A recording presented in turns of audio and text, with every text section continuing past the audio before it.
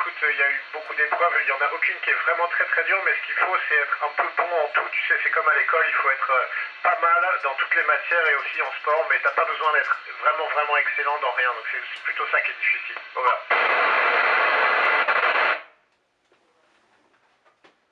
Bonjour Nils, oui, ça fait peur, c'est impressionnant, tu sais, c'est beaucoup de puissance, beaucoup de bruit, beaucoup de vibrations, mais on fait confiance à tous les gens qui travaillent dans le secteur et on sait que tout va bien marcher. Over.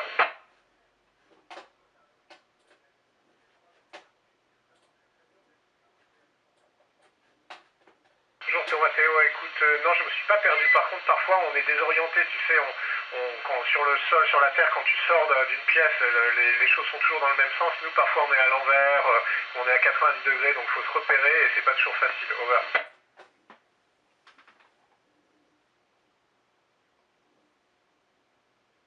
Bonjour Emma, oui, l'ISS maintenant, tu sais, c'est ma deuxième maison, j'ai passé plus d'un an ici, donc j'ai beaucoup d'habitudes, je connais tout par cœur, c'est comme à la maison. Over. Est-ce que les odeurs à bord de l'ISS sont les mêmes que sur Terre? Oui, les odeurs sont les mêmes. Après, tu sais, on a souvent le nez bouché. Ici, on est un peu enrhumé parce que c'est pas tout à fait pareil la circulation de l'air et aussi la manière dont les fluides se répartissent dans ton corps. Donc on les sent un peu moins, mais sinon c'est la même chose. Over. Quelle sensation cela fait d'être en apesanteur? Bonjour Tom, écoute, c'est très très agréable. Si tu te laisses complètement aller, si tu te relâches, eh ben, tu flottes comme si tu étais dans l'eau, mais encore en beaucoup mieux. Après, il y a des gens qui parfois ont un peu du mal à se laisser aller, donc ils se contractent beaucoup, mais il ne faut pas faire ça, il faut être très relax. Et c'est très agréable. Over. Lorsque vous buvez de l'eau, buvez-vous uniquement vos propres urines recyclées et aussi celles de vos collègues? Bonjour Roberto, bah écoute, non, tu sais, on partage tout. On a un seul système de recyclage, c'est les urines, mais c'est aussi, tu sais, la condensation qui est dans l'eau ou toutes les eaux qu'on utilise. Et tout ça va dans notre système et après dans notre distributeur d'eau. Donc non, non, on partage tout. Mais tu sais, elle est très propre. L'eau est tellement propre que tu peux over.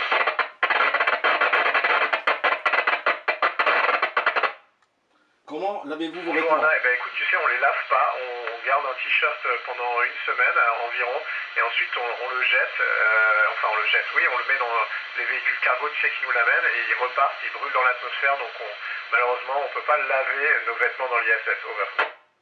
Avez-vous déjà vu des ovnis dans l'espace? Bonjour Lisandro, non, on n'a pas vu d'ovnis dans l'espace, parfois on voit des lumières, ou on voit des...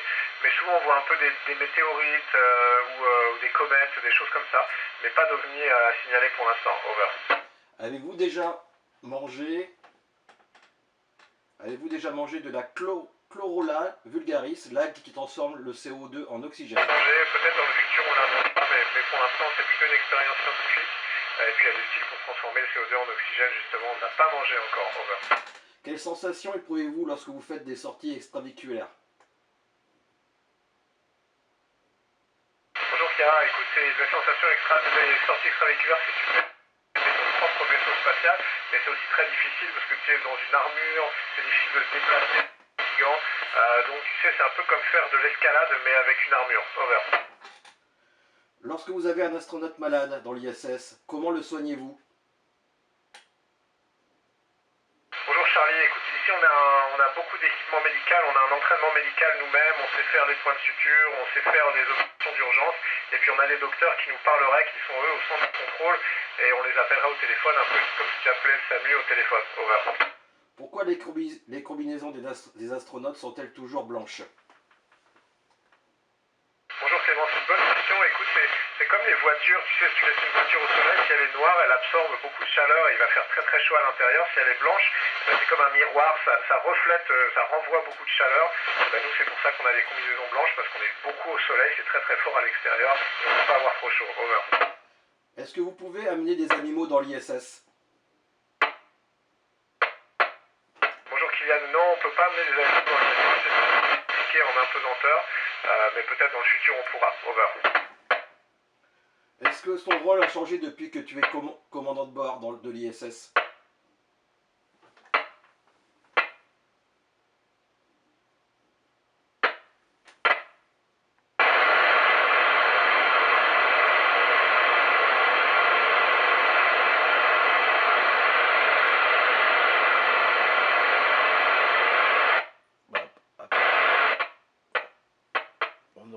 perdu Thomas Pesquet à la 15e question apparemment.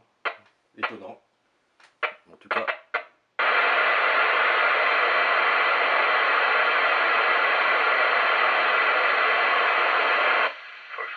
Oscar Juliette, Foxtrot X-Ray 0, C'est confirmé.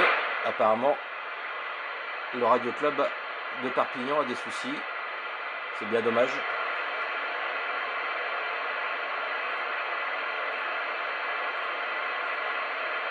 Ouais, il y a des gros soucis apparemment sur le Radio Club qui organise le contact. Avec ça dedans, on n'a pas beaucoup de pollution, il y a des débris spatiaux, tu sais, mais tout ça bouge très vite, ça vole très vite, donc on ne peut pas les remarquer parfois.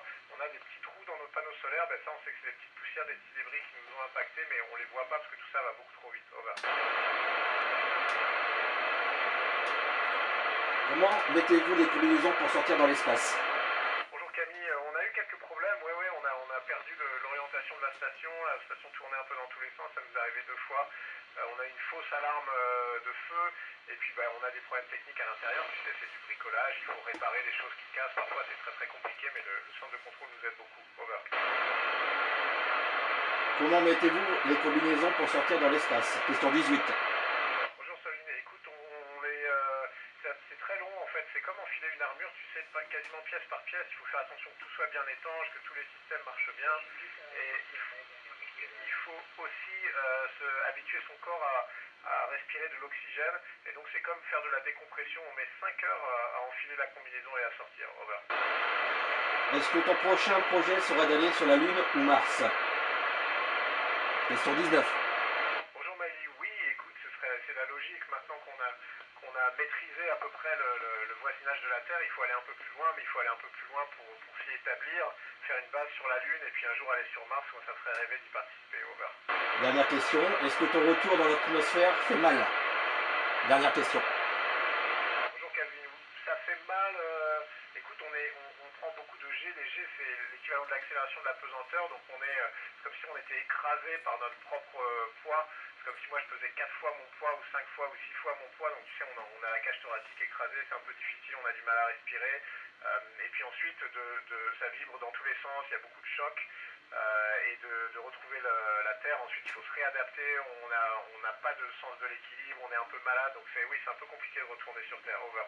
Voilà, c'est la dernière question. Thomas Pesquet va dire certainement au revoir aux enfants.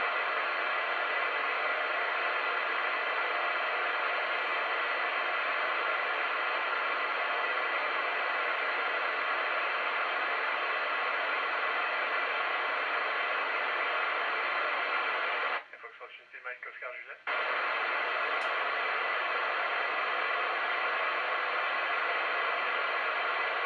Je pense que c'était le dernier passage de Thomas Pesquet, voilà.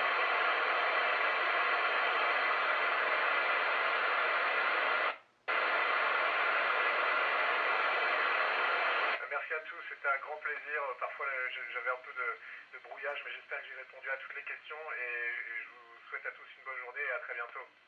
Au revoir. Voilà, c'était le don.